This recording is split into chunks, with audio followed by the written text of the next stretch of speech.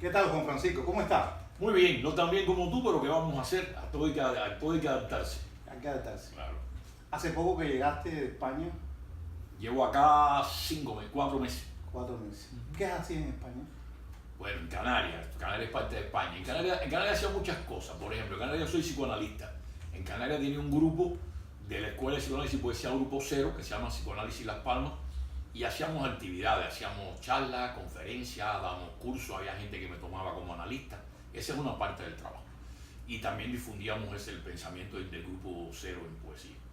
Aparte de eso, presidí el Centro Canario de Estudios Caribeños del Atlántico, que es una asociación cultural con el objetivo de difundir el vínculo entre Canarias, Cuba, Venezuela y los demás países del Caribe.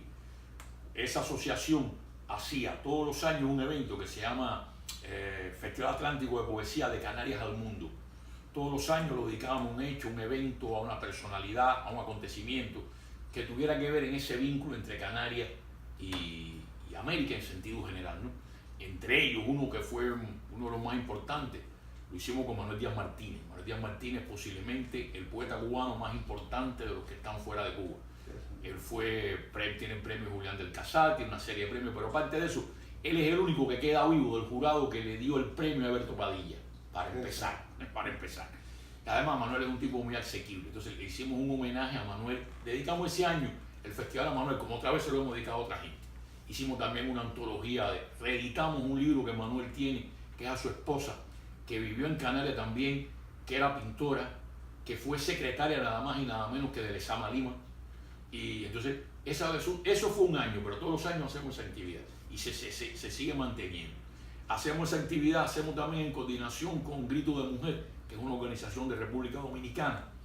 Todos los años en marzo hacemos el evento Grito de Mujer. Hacemos 2 o 3 actividades, casi siempre. Una actividad de poesía, una actividad de artes plásticas y una actividad que tenga que ver con la música, con el teatro, en sentido general. Esas son las 2 actividades fuertes. Pero ¿qué pasa? Que en el marco del festival también hacíamos una convocatoria de poesía.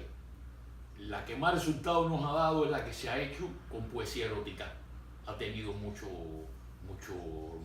participación, han participado gente cuando nosotros no sabemos quién ha participado, porque es por el sistema de explica y seudónimo, ¿no? Y cuando tú ibas a abrir, que el jurado determinaba quiénes iban a ser, cuando tú le abrías el currículum a la gente, te quedabas espeluznado con la cantidad de gente que eran y los premios que la gente tenía. Eso fue muy bien, eso fue muy interesante. Lo siguen haciendo, se sigue haciendo esto. Aparte de eso, este Centro de Estudios Caribeños del Atlántico auspicia 2 talleres de poesía. Un taller de poesía que se llama Espejo de Paciencia. Tú sabes que la primera obra de literatura cubana es Espejo de Paciencia, que fue escrita por un canario, pero es la primera obra de literatura cubana. Entonces ese taller se llama así. Tenemos otro taller que se llama Dulce María Loiná, por el vínculo que la Loiná tuvo con Canarias, sobre todo con Tenerife, pero con las 2 islas.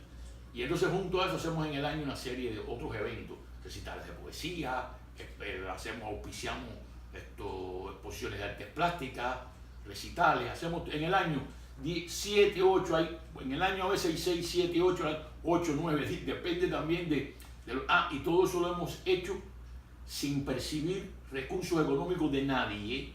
En una sola oportunidad, el gobierno del gobierno de Canarias nos dio un dinero para el premio.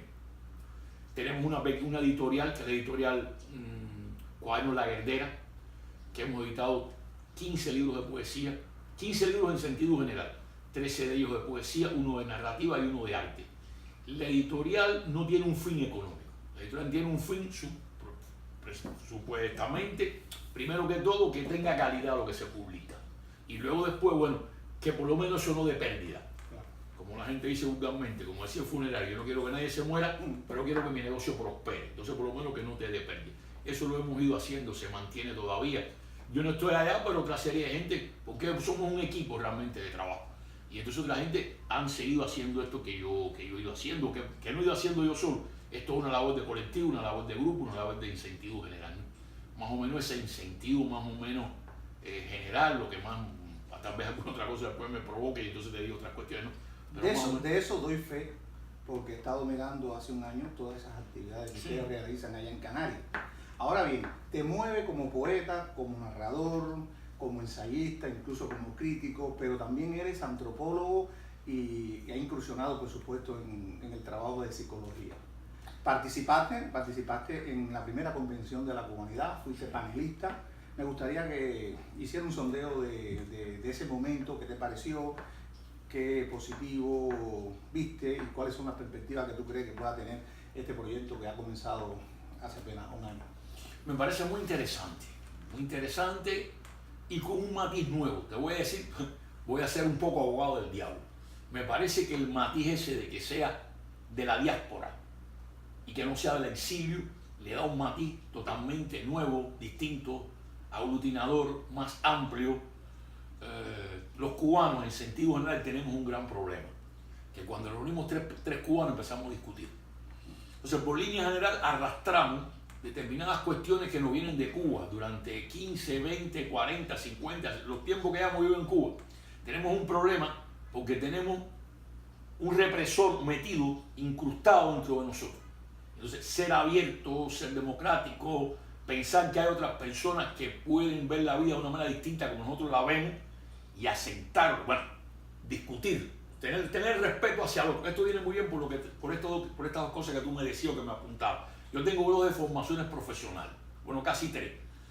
Una de dar clases. Yo decía que yo no era maestro porque yo tenía un paradigma del maestro que es el tipo que es formador. Yo siempre decía que yo todavía lo que he sido es un da clase, porque ser maestro es una palabra mayor. Hay una de formación profesional ahí que puede ser mala o buena, y la otra es la formación que tengo como antropólogo y la formación que tengo como psicoanalista. Entonces te hace ver la vida de una manera distinta, sobre todo la cosa del antropólogo, que es el otro, o sea, ponerte en función del otro. Ponerte en función del otro es muy difícil. Y en este caso esto de la diáspora te da ese sentido. Porque tú sabes, en Cuba hubo muchas personas que emigraron por la represión, por el problema político, porque se enfrentaron al gobierno cubano, etcétera, etcétera. Pero hay otra serie de gente que se fueron no exactamente por el problema político, aunque es muy difícil de quitar lo político o lo económico. Eso a mí me parece que es un todo, y entonces es un mantra que viene todo eso junto, y es muy difícil poder separarlo, ¿no? Pero bueno, hay en quien influyó más la cosa económica y otra gente que realmente se vieron frustrados dentro de Cuba. Y dijeron, mira, ¿qué voy a hacer aquí? Y salieron a buscar otros contextos. Esto no significa que tengan que ser alabarderos del gobierno cubano, no. Pero tampoco tienen que ser alabarderos de otras cuestiones que están en determinadas posiciones. Últimamente se habla mucho de que no existe izquierda y derecha.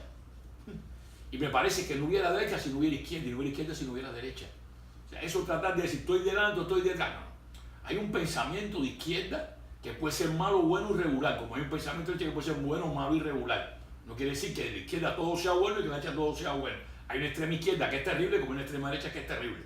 Pero a mí me parece que el centro derecha y la centro izquierda suelen ser en todos los lugares del mundo. Y nosotros, los cubanos, en sentido general, el supuesto socialismo, entre comillas, del gobierno cubano ha traído muchos males, en el sentido que le ha hecho mucho daño a lo que era el pensamiento socialista, sin que fuera el pensamiento socialista del comunismo, o el llamado comunismo, porque tampoco el comunismo ha sido en ningún lugar del mundo. El llamado pensamiento socialista, que era un pensamiento democrático, quien ha dado el beneficio en sentido general es el Estado de Derecho, y el Estado de Derecho es un reclamo que lo ganaron las izquierdas en el mundo, eso no lo puede negar nadie.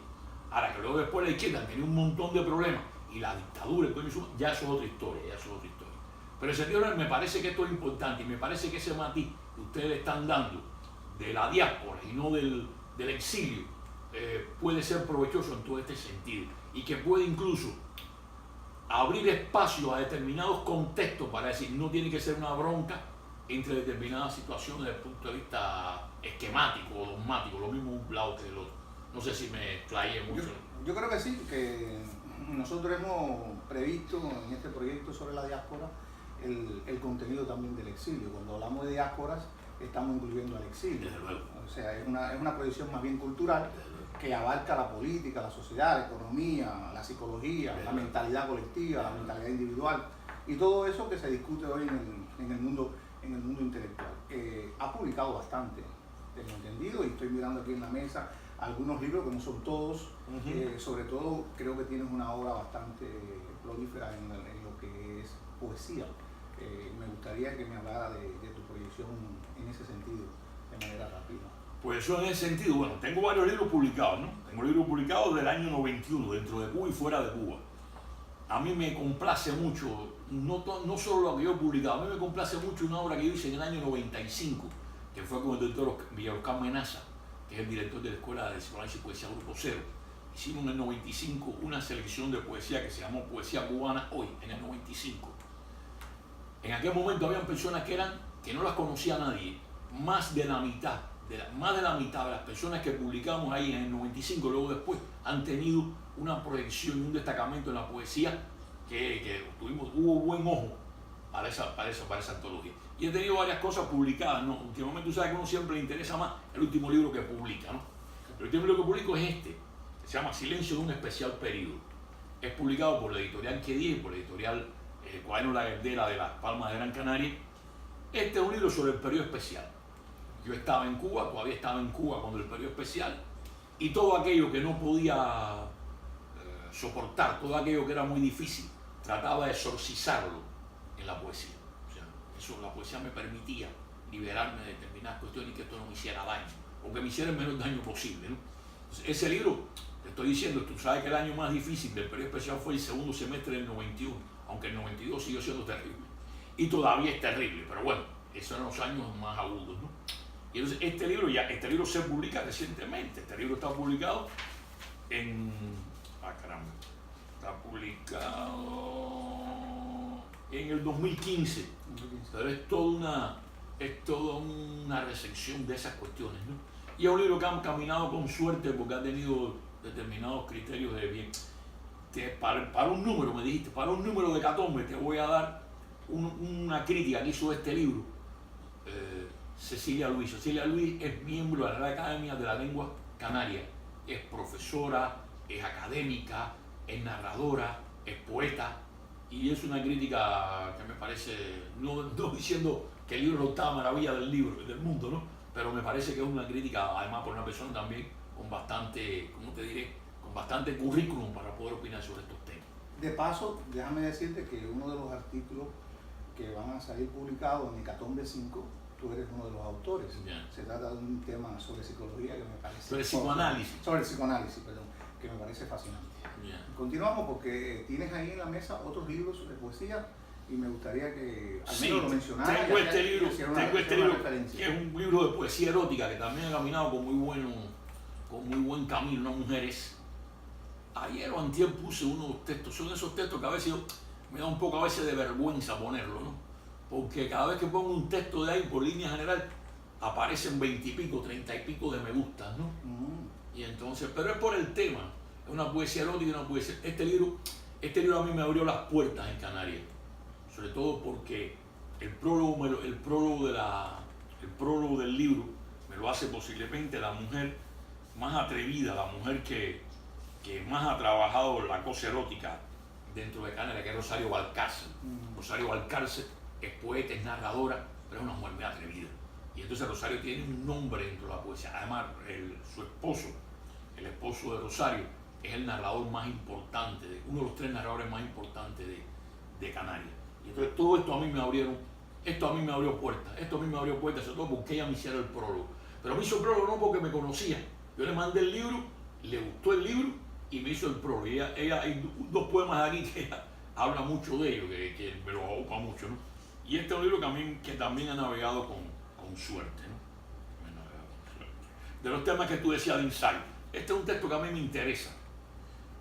Pues sí, psicoanálisis. De aquí, de este texto que está aquí, uno de los artículos que está ahí, claro, eso está mejorado. Yo fui a Santi Espíritu a dar un curso de psicoanálisis en la sede universitaria de Santi Espíritu.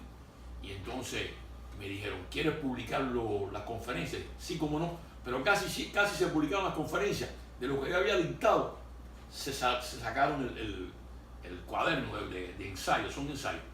Y de ahí, con el tiempo, bueno, ese sería el borrador o el numen de lo que yo estaba diciendo. De ahí no. Uno de los textos de ahí, mejorados, una versión actualizada, es el que tú hablas de que saldría en Hecatombe, en el próximo número de Hecatombe. Ahora bien... y el otro, bueno, hay un solo texto. Este texto también me interesa mucho, que también te mandé un texto de esto, que es El Cabildo Pongo de Nueva Paz. Sí. Este es un texto sobre antropología, una investigación antropológica sobre este Cabildo Pongo, que es un buen trabajo, también me ha dado muchos beneficios.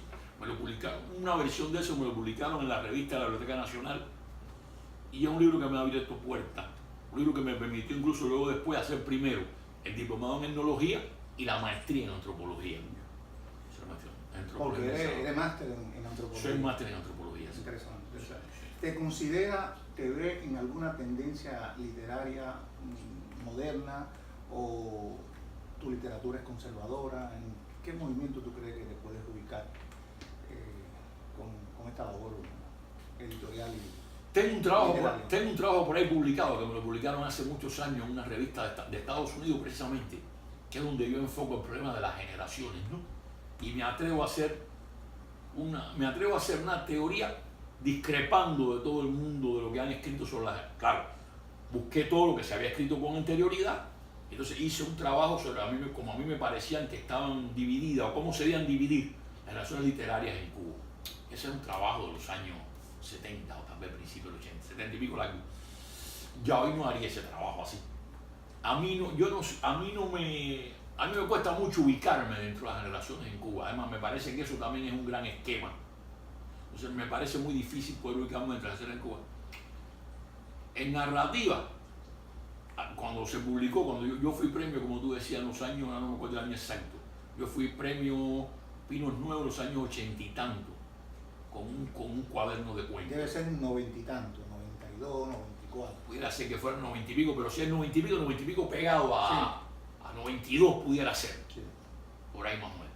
Y entonces el libro, además el jurado era Ambrosio Forné, Gustavo Eguren y el narrador cubano que fue el que hizo el cuento para la película de Fresa y Chocolate. Sí. Bueno, ese mismo. Eran 3 jurados, era un excelente jurado. Y ese jurado me premió.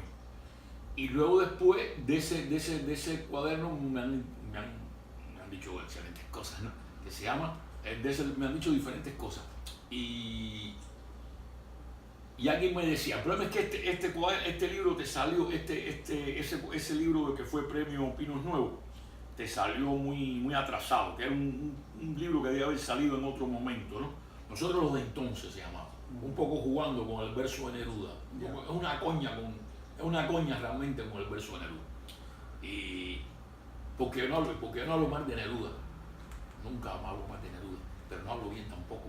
Me parece que lo mejor que tiene la poesía hispanoamericana y la poesía española en línea general, sobre todo en la primera mitad del siglo XX, no es Neruda. A mí me parece que lo más grande es el peruano. Caramba, me está haciendo un gran guiño César Vallejo.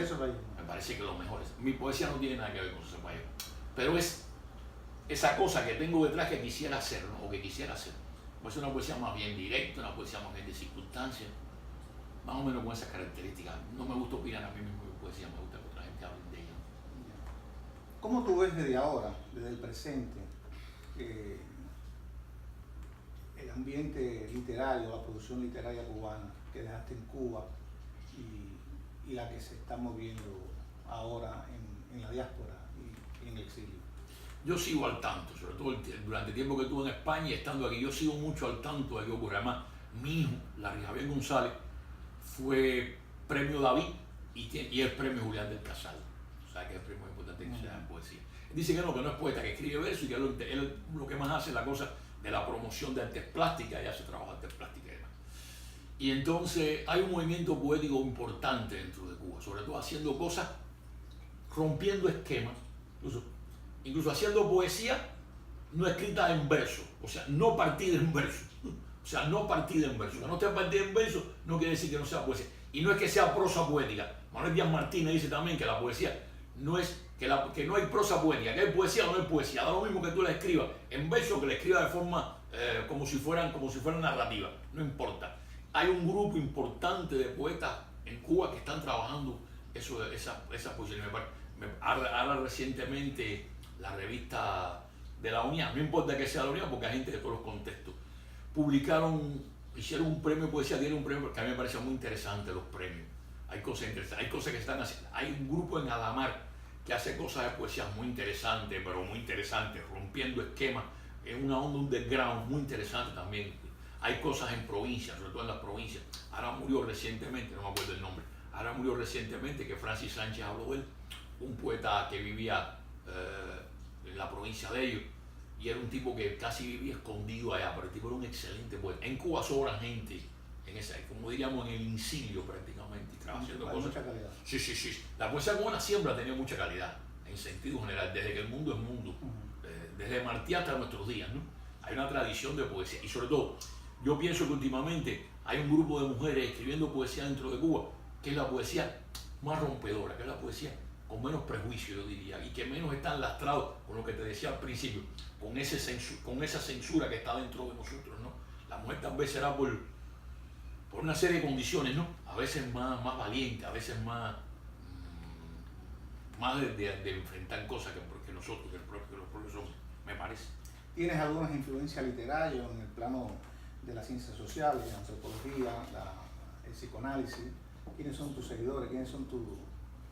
Bueno, en el psicoanálisis yo soy miembro de una escuela, que es la Escuela de Psicología y Poesía Grupo Cero de Madrid, del doctor Miguel Oscar Menas. Ellos no son lacanianos, porque la escuela lacaniana es una historia, pero que no sea lacaniano no quiere decir que no sigan a Lacan y que no estudien a Lacan. Claro. Es una escuela que tiene que ver freudiana, pero freudiana yendo no a lo que Freud dijo, no al texto de Freud, sino a cómo Freud lo dijo. Yendo más, aunque no desdice el de Freud, pero yendo más al cómo Freud lo dijo que exactamente al que Freud dijo. Y buscando en Lacan lo que Lacan fue importante y lo que Lacan incorporó al psicoanálisis, al estructuralismo, a las últimas tendencias del pensamiento occidental de aquella época. Entonces la escuela está en ese marco. Yo pertenezco a ese grupo, pienso como ese grupo a mí me hizo mucho bien, y como no hay bien y mal juntos. O sea, yo estoy seguro que yo no estuviera aquí si en algún momento en mi vida no hubiera sido muy bien. ¿Te consideras freudiano en este sentido? Me considero menaciano, por decirlo de alguna forma, porque la visión mía, si no le hice la visión a través del doctor Miguel Oscar Menas, que es un psicoanalista que es de la primera gente que llega, una de las primeras escuelas que empieza a trabajar en Madrid, en pleno Franco todavía vivo, es esta escuela. Y yo estoy con ellos del año 95. Yo soy la primera vez que yo salgo de Cuba invitado por ellos. Y salí a hacer esa antología que te dije de poesía que se llama Poesía Cubana Hoy. Ya estaba en la escuela, entonces empecé con la escuela. Eso es el punto de vista del psicoanálisis. Desde el punto de vista de la antropología, hay un antropólogo español, se llama Gustavo Bueno, si la memoria no me falla, que me parece muy interesante. Me parece un tipo muy interesante, evidentemente que ya murió, evidentemente de toda esta serie de cosas. Pero sobre todo en Cuba, hay en Cuba un antropólogo que yo le debo mucho, que es Jesús Guanche. Jesús Guanche tiene todo un enfoque sobre la antropología muy propia de él, que he tomado, muy ecléctica, ¿no?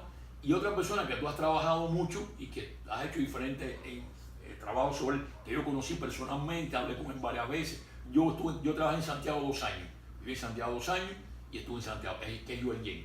Me interesa ese sentido también. A mí me interesa mucho la cosa desde el punto de vista heterodoxa en cualquier campo del pensamiento. Multidisciplinario. Sí, claro. Sobre todo el multidisciplinario todavía mejor. Pero también, para eso yo soy muy de grupo. Yo siempre trabajo mucho en lugares con grupos, lo mismo en Cuba que fuera de Cuba. Y entonces la labor de grupo a mí me parece muy interesante, por los tomas y dacas que se dan ahí, ¿no? Y por lo que tú, más que por lo que tú aportas, por lo que tú creces con otras miradas, ¿no? Y las concesiones que tienes que hacer también, ¿no? ¿Te has quedado o ha valorado otra forma que no sea la clínica freudiana? El trabajo de la clínica en sí, el trabajo del psicoanálisis, o te ha ido, por ejemplo, hacia otros, digamos, rincones que promueve el psicoanálisis para estudiar la cultura, como fundamental de la cultura? Yo he leído casi todo, bueno, casi todo es muy petulante de mí. Bueno, he leído bastante, o sea, yo he leído todas las personas, incluso todos los disidentes del psicoanálisis, para ver qué decían, para ver qué lo decían, porque tienes que más o menos tener esa formación, porque tú no te puedes hablar de diferentes cuestiones. Pero a mí me parece que las demás escuelas tienen muchos problemas, tienen muchas situaciones, tienen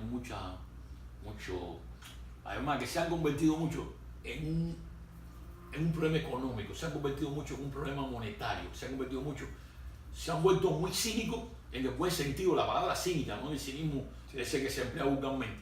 Y entonces se han entronizado en un status quo de determinados niveles. Por ejemplo, hay escuelas de psicoanálisis que el psicoanalista no tiene que psicoanalizarse. Cuando yo hombre, tú tienes problemas todos los días.